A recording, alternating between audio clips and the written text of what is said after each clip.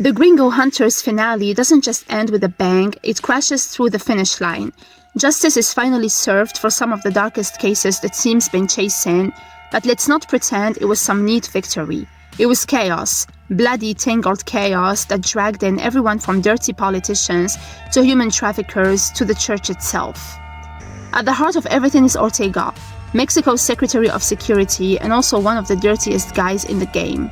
He'd spent the whole season covering up his involvement in a child trafficking ring, murdering anyone who got too close, including Temu, the team's boss and mentor. He even planted his niece, Camilla, as a mole to spy on the team, but that backfired when Camilla caught feelings, flipped sides, and exposed him. Camilla's confession, she bugged Ortega and heard him plotting, was the last piece of proof Nico needed. Even though she deleted the audio out of fear, it confirmed what the team already knew. Ortega wasn't just covering things up, he was calling the shots. The game changer in all of this was a notebook from Padre Terry, a high-ranking figure in the trafficking ring. It had everything: names, accounts, bank transfers. It exposed the entire structure behind child sex trafficking. This was why Timo was killed.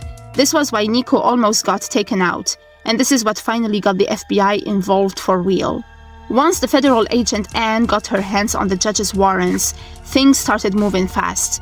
The team targeted Father Murphy, a fake priest and key player in the ring, and took him down publicly. Gloria didn't hold back. She exposed him in front of his own people, and they beat him up bloody before the cops hauled him off. No sympathy, no more hiding behind religion.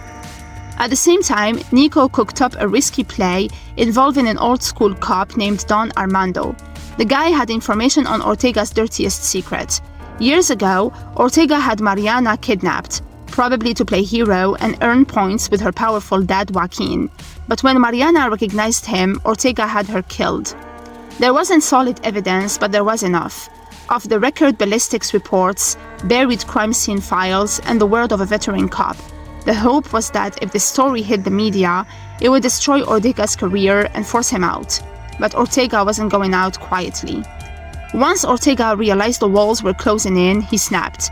He kidnapped Camilla and used her to lure the team into a trap. He sent a hit squad to take out Nico and Archie at a safe house, thinking this would be the end of it. In a surprise twist, Joaquin and his enforcer Rafa showed up and gunned Ortega down before he could kill Nico.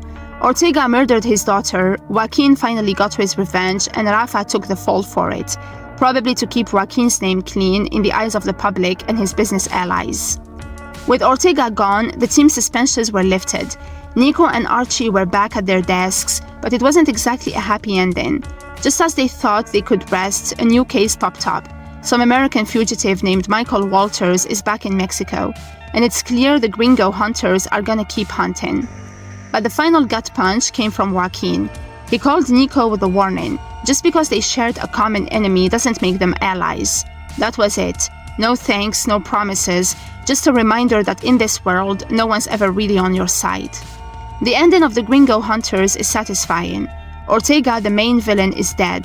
The trafficking ring took a massive hit, and the team finally got some justice for Timo and Mariana.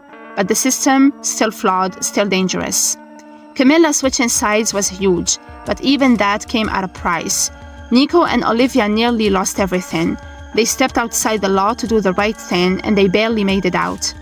And while Ortega is gone, the final scene reminds us. Evil doesn't just disappear. There's always another name, another target, another Gringo hiding in Mexico, thinking they're untouchable.